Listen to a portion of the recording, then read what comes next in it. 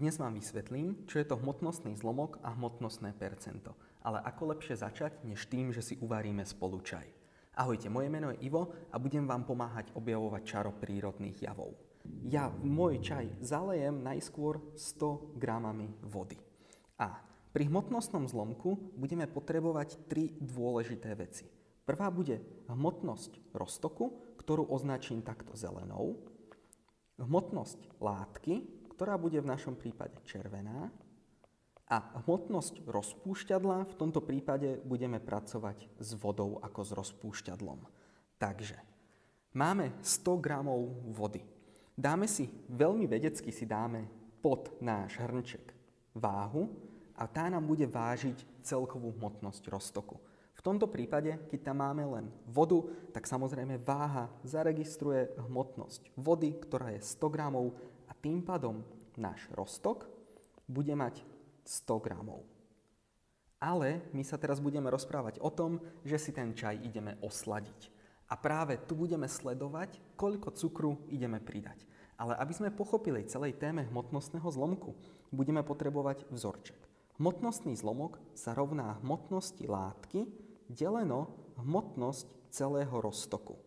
Pokiaľ chceme získať hmotnostné percento, tak na hmotnostné percento použijeme presne ten istý vzorček, hmotnosť látky deleno hmotnosť roztoku, ale celé to vynásobíme 100. Poďme si zobrať ten náš vzorový príklad s čajom a predstavme si, že ideme počítať hmotnostný zlomok cukru. Ja viem, ešte žiadny cukor som tam nepridal a práve začneme týmto, aby sme pochopili celú problematiku. Keďže váha nám ukázala, že hmotnosť nášho roztoku je 100 gramov a my tam žiadny cukor ešte nemáme, čiže cukor alebo látka je 0, to znamená, že máme tam len čistú vodu, takže hmotnostný zlomok cukru v čistej vode je 0, pretože tam nie je žiadny. Ale povedzme si, že ja si veľmi rád osladím čaj. To znamená, že pridám tam 50 gramov cukru. V tomto prípade mi ako prvé zaregistruje zmenu hmotnosti váha, pretože už tam nemám len 100 gramov vody, ale mám tam aj 50 gramov cukru. To znamená, že musí sa mi zmeniť celá hmotnosť môjho roztoku, to znamená, že 100 gramov vody plus 50 gramov cukru je 150 gramov. A teraz, keď už tam máme nejakú tú našu látku, keď už tam máme ten cukor vo vode, tak môžeme počítať jeho hmotnostný zlomok. To znamená, že vieme, že máme 50 gramov cukru, ale v tomto prípade hmotnosť celého roztoku už je 150. A teraz nám nezostáva nič iné, len vydeliť číslo 50 150, aby sme zistili hmotnostný zlomok tejto látke, tak dostaneme číslo 0,33. Pokiaľ chceme získať hmotnostné percento, tak musíme 0,33 vynásobiť 100. Hmotnostné percento tejto našej sladkej vody je 33%. Ale povedzme si, že ja sladím ešte o trošku viac a namiesto 50 gramov cukru si tam vhodím ešte zo pár lyžičiek a skúsime tam vhodiť 100 gramov cukru. V tomto prípade hneď ako prvé zaregistruje zmenu hmotnosti váha, takže to znamená, že máme 100 gramov vody a 100 gramov cukru. Celková hmotnosť nášho roztoku bude v tomto prípade 200 gramov. Skúsime prehodiť naše vzorčeky a vypočítame si, že máme hmotnosť roztoku, to čo nám ukázala váha je teraz 200 a z toho 100 gramov tvorí cukor. Prepočítame to, dáme si 100 deleno 200 a získame číslo 0,5. Pokiaľ chceme zistiť hmotnostné percento, tak musíme 0,5 vynásobiť 100 a získame 50%. To znamená, že polovicu hmotnosti môjho roztoku teraz tvorí cukor. A keď sa na to pozrieme, tak je to naozaj pravda, pretože máme 100 gramov cukru a 100 gramov vody. Takže pomer je teraz 1:1. Mám úplne rovnaké množstvo cukru a úplne rovnaké množstvo vody. O tomto sa budeme teraz baviť a skúsime si vypočítať viac chemické príklady. Začneme s prvým príkladom, ktorý je následovný.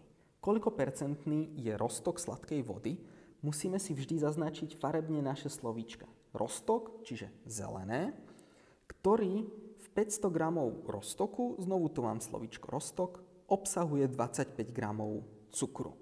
To znamená, že cukor v tomto prípade bude naša látka. K tomu, aby sme vypočítali hmotnostný zlomok, potrebujeme vzorček, čiže hmotnosť látky deleno hmotnosť roztoku. Ak si to chceme predstaviť, tak vlastne počítame úplne rovnaký príklad, ako sme počítali s čajom. Máme váhu a na tej váhe nám teraz ukáže 500 gramov. A vieme, že 25 gramov je z toho cukor. Takže máme hmotnosť látky a máme hmotnosť roztoku. V tomto prípade môžeme pokračovať vo výpočte. Vieme, že máme 25 gramov cukru a máme 500 gramov nášho roztoku. Ten sa v tomto prípade rovná 0,05. Pokiaľ chceme zistiť, koľko percentný je tento roztok, tak musíme vypočítať hmotnostné percento. 0,05 krát 100. V tomto prípade sme zistili, že 5% z nášho roztoku tvorí práve cukor. Takže tento roztok je 5%. Ideme pokračovať ďalej, pozrieme sa na ďalší príklad, ktorý znie takto. Vypočítaj, koľko kuchynskej soli je v roztoku s hmotnosťou 200 gramov, ak je hmotnostný zlomok soli 0,5. Musíme si znovu určiť to, čo poznáme, takže máme slovíčko roztok. Roztok s hmotnosťou 200 gramov. My musíme vypočítať, koľko kuchynskej soli je v roztoku, čiže toto je naša látka. A máme zadaný hmotnostný zlomok. Máme zadané, že máme 0,5 hmotnostný zlomok. Znovu použijeme ten istý vzorček, V sa rovná MA deleno hmotnosť roztoku. Hmotnosť celého roztoku je 200 gramov. Takisto poznáme, že hmotnostný zlomok je 0,5. To, čo nepoznáme, je hmotnosť látky, hmotnosť tej našej kuchynskej soli. Takže tu si ideme vypočítať. Matematickou úpravou si vieme rovnicu upraviť a zistíme, že hmotnosť látky sa rovná 0,5 krát 200. Znamená, že nám teraz vychádza hmotnosť látky 100 gramov. A je to presne úplne ten istý príklad, ako sme mali tu s tým našim čajom, pretože máme 100 gramov cukru a roztok má 200 gramov. Čiže je to úplne ten istý príklad, len je trošku inak prepísaný.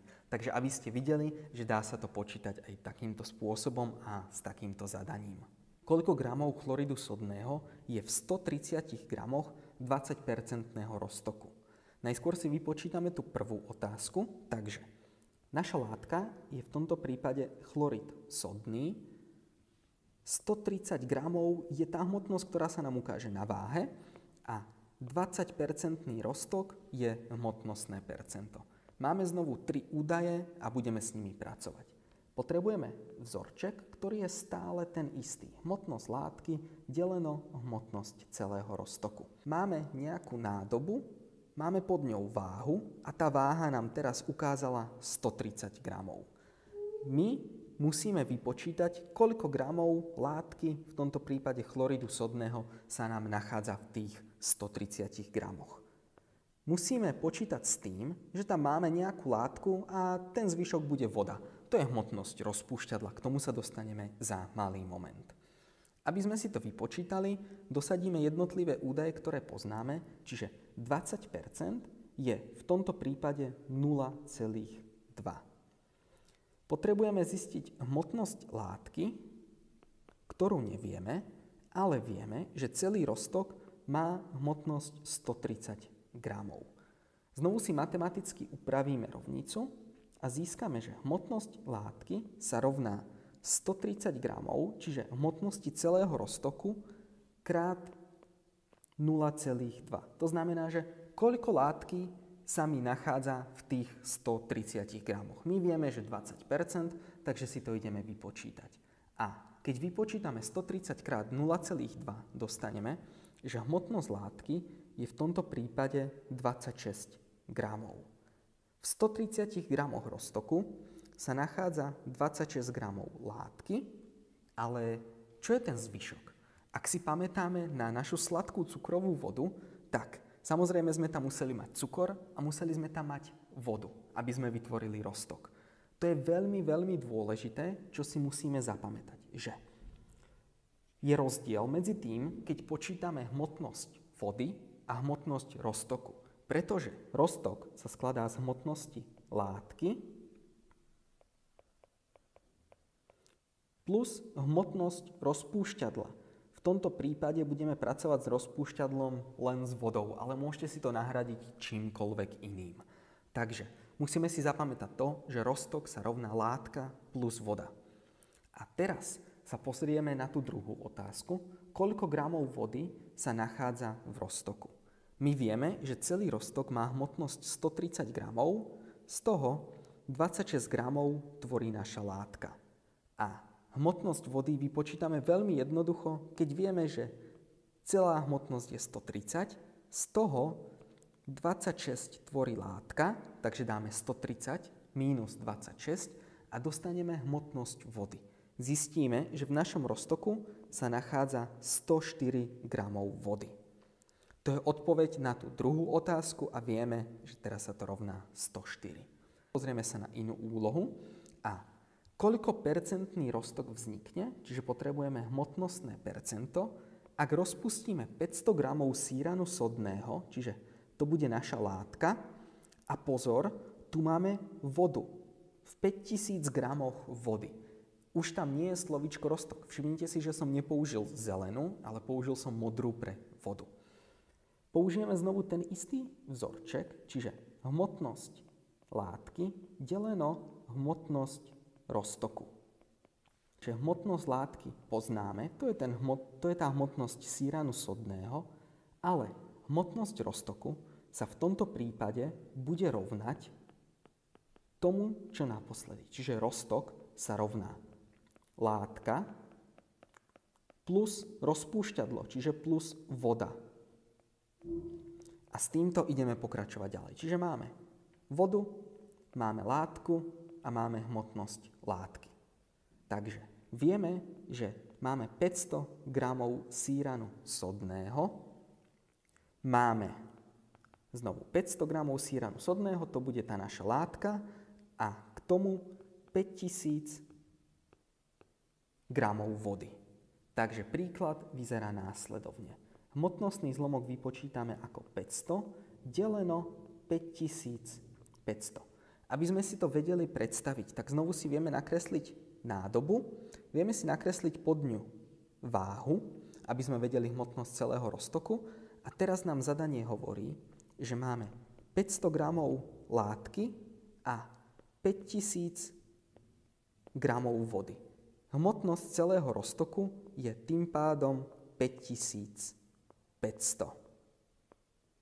gramov.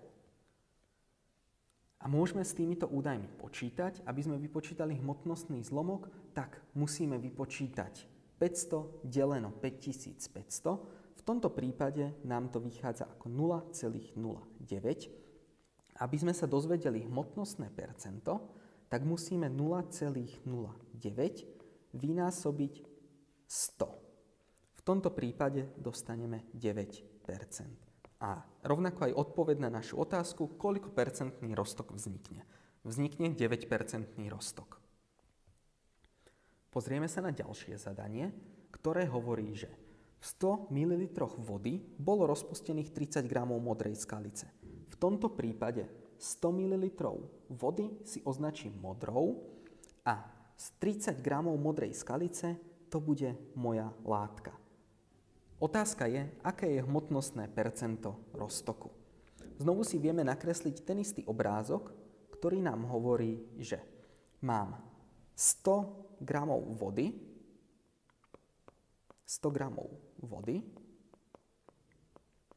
ktoré zmiešam spolu s 30 gramami modrej skalice. 30 gramov modrej skalice.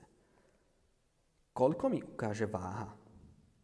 Čiže váha celého roztoku alebo hmotnosť celého roztoku bude súčet hmotnosti modrej skalice a vody.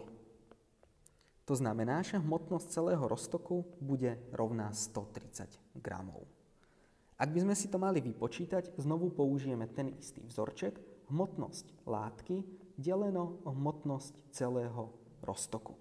Ale vy už viete, kde je skrytý ten háčik, a to je práve v tom, že poznáme hmotnosť látky 30 gramov, ale máme hmotnosť roztoku a ten roztok sa nám skladá zo 100 ml vody alebo 100 gramov vody a 30 gramoch skalice.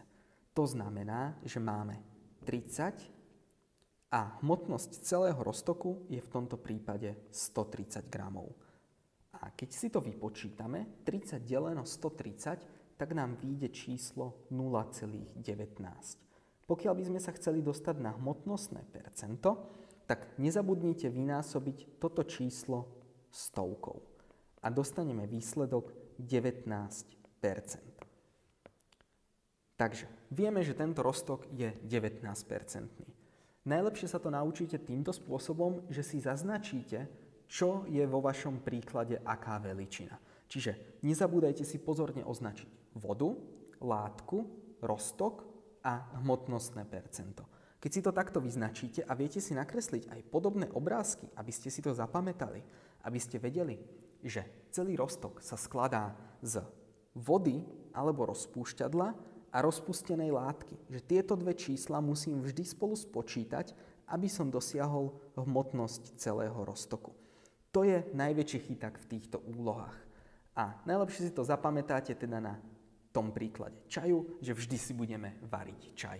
Vždy si skúste tieto chemické príklady predstaviť. Zoberiem si vodu, vhodím do toho kúsok cukru, zamiešam, mám sladkú vodu a teraz idem počítať, koľko percentnú sladkú vodu mám. Ak máte záujem, tak môžete napísať do komentáru, ja vám tam prihodím aj nejaké príklady s riešeniami, aby ste si to mohli precvičiť a teším sa na vás na budúce. Verím, že ste sa niečo nové naučili. Pri tejto téme sme sa teda naučili, čo znamená roztok, čo znamená látka a čo znamená rozpúšťadlo, voda. Znovu opakujem, nezabúdajte na to, že vzorček na vypočítanie hmotnostného percenta a hmotnostného zlomku je taký, že máme hmotnosť látky deleno hmotnosť roztoku a rozlišujeme medzi troma slovami. Roztok, látka a voda. Ak si toto zapamätáte a budete to dostatočne opakovať, verím, že to nezabudnete. Ja sa s vami lúčim a teším sa pri ďalšom videu.